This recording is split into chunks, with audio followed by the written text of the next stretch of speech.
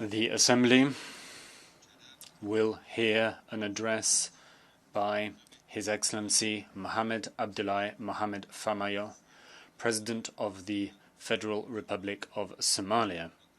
I request protocol to escort His Excellency.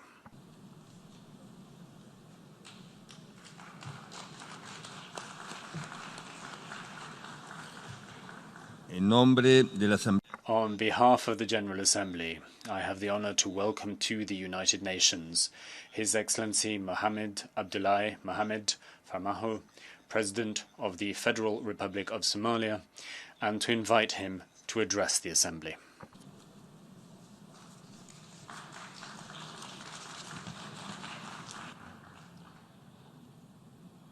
Mr. President, Honorable Head of States and Governments, dignitaries, and ladies and gentlemen, it's a great honor and privilege to address you on this 74th session of the United Nations General Assembly. It's indeed my sincere belief that the General Assembly is vital in galvanizing multilateral efforts and actions for poverty eradication, quality education, climate action, and promoting inclusivity in all its forms to advance our global agenda for people-centered development, for common progress and prosperity. We in this Assembly, more than ever before, must realize and work towards ensuring no one or nations is left behind in the pursuit of progress and prosperity in this age of interdependence and interconnectivity. The Government of Federal Republic of Somalia warmly welcomes this year's theme for the General Assembly, which reminds us all on the importance to double our efforts through greater international cooperation to ensure we as a nations individually achieve the sustainable development goals for reducing poverty, improving the quality of education, addressing the adverse effects of climate change, and promoting partnership and inclusivity in all our actions at home.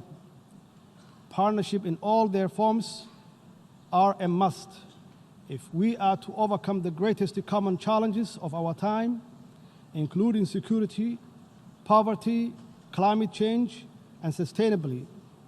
In this globalized world, no nation, no matter how strong or prepared, can individually stand alone against the tide of global challenges which require common action and coordinated multilateral responses. We must strive to create the condition for individual fulfillment and common prosperity in line with the vision of Sustainable Development Goals. I'm grateful to be here with our valuable partners, of whom many are represented in this great assembly today, for the constructive role they are playing in Somalia's successful journey to full recovery from a very difficult past. We are also grateful for the role of the United Nations has and continue to play in Somalia's development journey on the ground. We are committed to working with the United Nations to advance our inclusive national development agenda. Indeed, Somalia is a great example of the importance and success of the international multilateral system, as it has been benefited from the support of both the United Nations and its member states bilaterally. Somalia's road to recovery, led by its resilient people and government, has come a very long way, and yet we cannot be blind or remain silent on the discontent with the rising inequality, poverty, and division caused by unfair globalization, which has become dominant in the world today. Without doubt, inclusivity in all its manifestations must come to the fore if we are to succeed in galvanizing multilateral efforts for global security, poverty eradication, quality of education, and climate action alongside the other development priorities. Mr. President, Somalia is also playing a key role in the Horn of Africa's socio-economic development and we are confident that the cooperation between the Horn of African countries will enhance economic development, political stability, social, cultural connectivity, and most importantly, security cooperation among the countries in the region.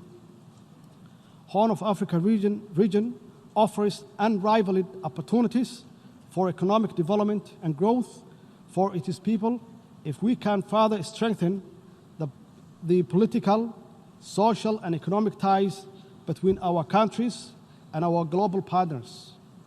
Horn of African states are not alone in working together towards a better future for their countries and people, because we have many friends who are supporting us all along the way for the interest of peace and security in the wider world, and we thank them. While Somalia promotes economic integration in the region and encourages its business community to invest in countries in East Africa and beyond, Somali communities continue to invest in the Republic of Kenya, which indeed contributes to the growth and economic prosperity. Somalia and Kenya are neighbors on the Indian Ocean coast of East Africa who enjoy peaceful and friendly relations. We owe much to Kenya for their steadfast support for Somali's people over the years. While our overall relations are excellent, our maritime boundaries has never been delimited and is the subject of disagreement between our two sister states. Bilateral negotiations did not achieve an agreement in the past. In order to obtain peaceful and equitable settlement in 2014 and in conformity with international law, Somalia instituted proceedings before the International Court of Justice, the highest legal authority of the United Nations. We are very pleased that the court found that it had jurisdiction to resolve the dispute and that it scheduled final hearing on the merit of the case for the first week of November this year. Somalia, as a member of the United Nations and a party to the statute of the court, is committed to seeing this judicial settlement process through to its end. Somalia has pledged to comply with the court's final judgment and to accept the boundary that is delimited by the court. As a matter of international law, the court's judgment will be binding on Kenya as well. And we trust that when that judgment is issued and the boundary is established, a lasting settlement of this long-lasting dispute will finally be achieved. In addition, on September 3, 2019, Peace and Security Council concluded that African Union is not empowered to intervene this case before the court. Mr. President, I would like to further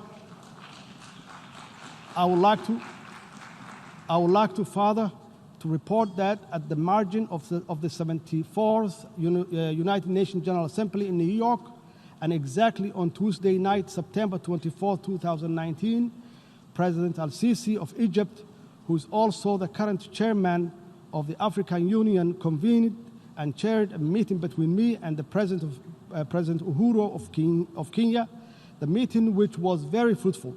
We agreed to restore our good brotherly relationship, strengthening the diplomatic and political cooperation. We further agreed to leave the maritime dispute between the two countries to be resolved by the International Court of Justice. Somalia is committed to maintain good relationship with Kenya. Mr. President, the Somali government is strongly committed to its ambition and enabling peace building and state building agenda, and we are making clear strides toward achieving inclusive politics, strengthening democracy, and constructing the very rights-based national institutions that are the pillars of strong societies. I am proud to report that we have held successful regional elections in some federal member states in the build-up to the planning national parliamentary and presidential election in 2021, and we are determined to facilitate the success of this process through an inclusive electoral bill which voter registrations, and better public awareness of the importance of inclusive politics and national progress. From all this, it's clear that Somalia is a historical example of reform, resilience, and people-driven progress and recovery.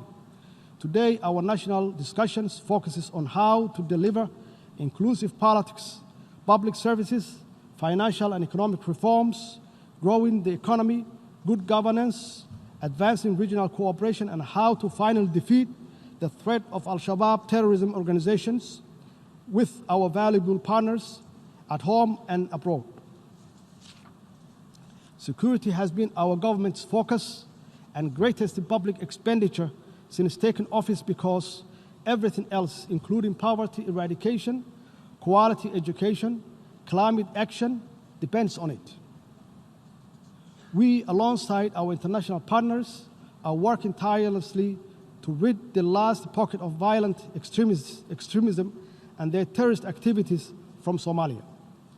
This task is by no means easy because of the violent, cowardly, and opportunistic guerrilla tactics Al-shabaab terrorist uses, including bombing innocent civilians and private businesses.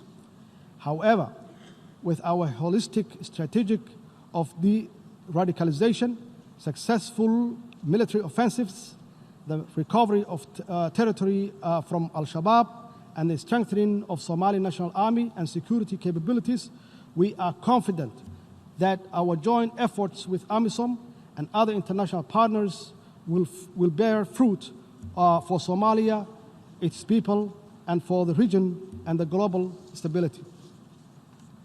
We are building a well-trained armed force and right-based security and accountable institutions to take over the responsibility of securing Somalia.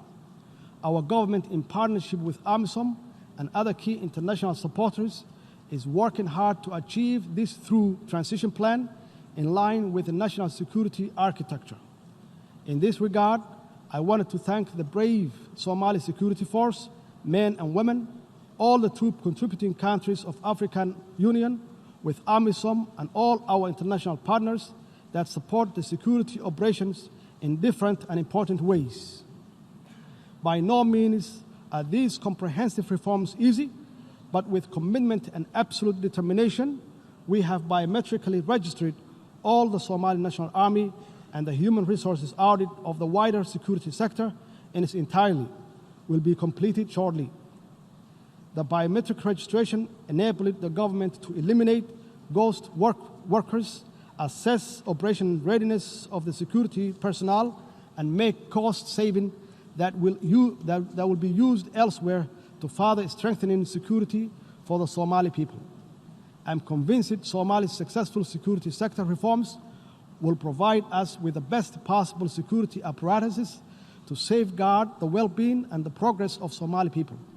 Mr. President, indeed, quality education liberates, empowers, instills hopes, and unleashed the great dreams, ambitions, and innovations that will create a better world for all of us. All development anchors on education and most certainly galvanizing our multilateral efforts for any development anywhere must start with national and international support for education in all its forms. In Somalia, a key symbol of our national recovery has been the enormous expansion of education provision across the public and private sector in all stages of learning.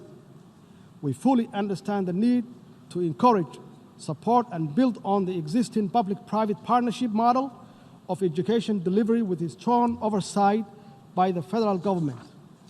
Despite our difficult past, today the design and delivery of quality education and its governance and delivery framework is the most crucial education objectives we set as a government. This is critical for our young generation to catch up and even perhaps leapfrog in order to compete in globalizing economy and benefit from and contribute to achieving the Sustainable Development Goals by 2030.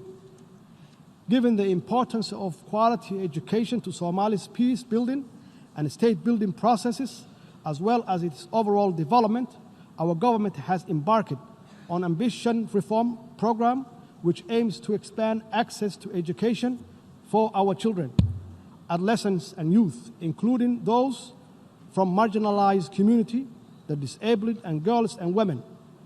We are focused very clearly on improving the quality of learning outcomes, especially at early grade levels for all learners. We are also committed to increasing enrollment rates, ensuring the market relevance of learning opportunities to sustainably grow the economy in creating much-needed jobs and injecting further confidence in our people and country's prosperity and prospects. On the practical note, the Somali government is in the process of developing an inclusive and relevant national curriculum alongside rehabilitating all public schools while working hard to establish technical vocational schools and invest in the next generation of teachers and leaders in our schools. For the 5th year in a row, Somalia held the national exam successfully, and most of our students, including those that had disabilities such as blindness, participated and succeeded. We are proud of them. We are proud of them all, and will continue to improve their learning opportunities and employment prospects through better policies, stronger partnerships, accessible facilities, and educational leadership. To strengthen quality education globally, we must all share good practices, transfer successful policy, and make the necessary link between education, opportunities, and international peace, security, and development.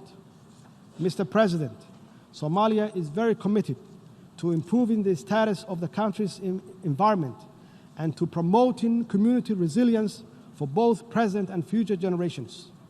Somalia has taken major steps in instituting environmental management authorities to implement changes on the national level. The establishment of the Directorate of Environment and the Climate Change within the Office of the Prime Minister, for example, is a step in the right direction, and we are confident that the Directorate will effectively lead the development and implementation of the environmental regulations and policies. This is evidence of our commitment to climate actions for a better, cleaner, and inclusive, prosperous environment. Indeed, climate change threatens to increase the frequency and severity of environmental impacts, and Somalia and the country with a long-standing coastline in continental Africa is already experiencing the effects of rising sea levels and rising average temperature that's exacerbated by the effects of degraded land and deforestation.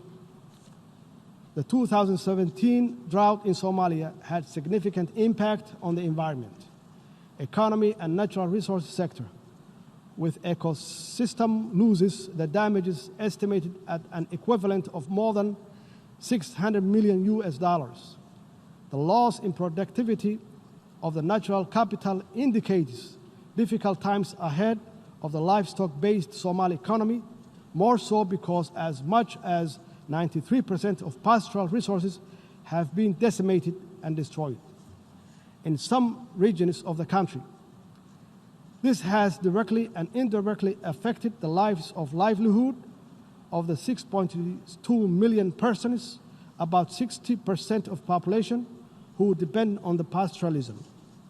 Due to this vulnerability, Somalia's economy could take much longer to recover, given that it's continued to suffer the repetitive occurrences of climate-related hazards. The drivers of vulnerability and fragility in Somalia are complex and therefore requires comprehensive and long-term solutions for integrating sustainable natural resource management and a global environment agenda in Somalia's recovery and national development plan. The lesson from our experience is that climate change or climate action is urgently needed to reverse the catastrophic environmental damage which pose an existential threat to our collective future. Mr. President, let me assure you that my government is fully committed to the outcome of Paris Agreement and equally other multilateral environmental agreements which protect our planet and safeguard the future for all. In this regard, we strongly urge the full implementation and enforcement of United Nations Security Council Resolution 751, which requires all member states to take all necessary measures to prevent the direct and indirect import and export of charcoal from Somalia. This will not only save the environment but deny the international terrorists as a source of terror financing, which they depend on to hurt the innocent and most vulnerable people in our society. Mr. President, poverty is one of the greatest pain a human, a people, a nation can suffer. The government of Somalia is working hard with its people to build a more sustainable future free from poverty with strong social protections.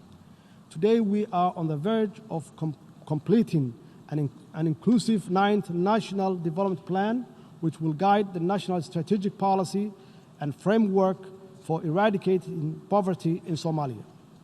The process of conducting the National Development Plan was inclusive, participatory, and it promotes accountability, transparency, and common responsibility for future implementation.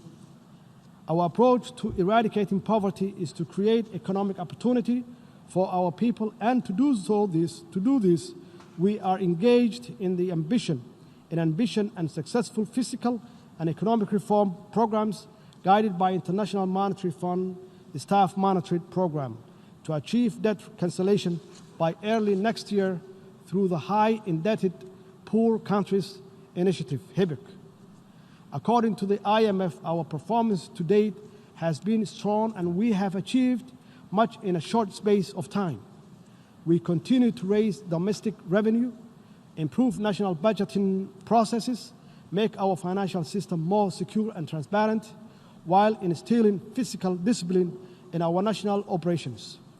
We are working closely, both bilaterally and multilaterally, with all our key partners and stakeholders, including the Somali people and the international financial institutions, to secure debt cancellation for Somalia.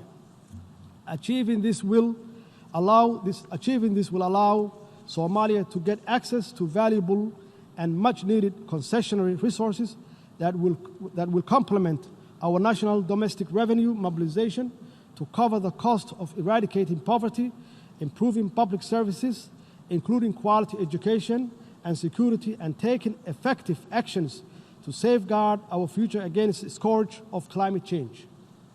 Alongside economic and fiscal reforms, our government has championed a zero-tolerance approach of corruption so that every dollar is spent on the public goods.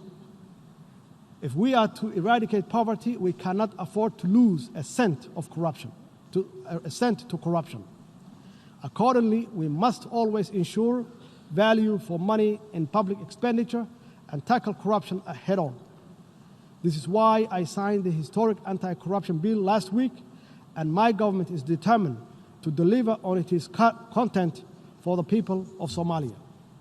Mr. President, let me conclude by reiterating Somalia's strong support for galvanizing multilateral effort for poverty eradication, quality education, climate action in all its forms. In this globalized age of uncertainty, common threats and opportunities, we must all be in this together to achieve common progress and inclusive prosperity. Our global journey to sustainable development may be long, but every step we take together will be rewarded with a stronger society, a more equitable and connected world, and a community of nations is strengthening and empowering through this collaboration. I thank you, Mr. President, and I thank you all in this assembly.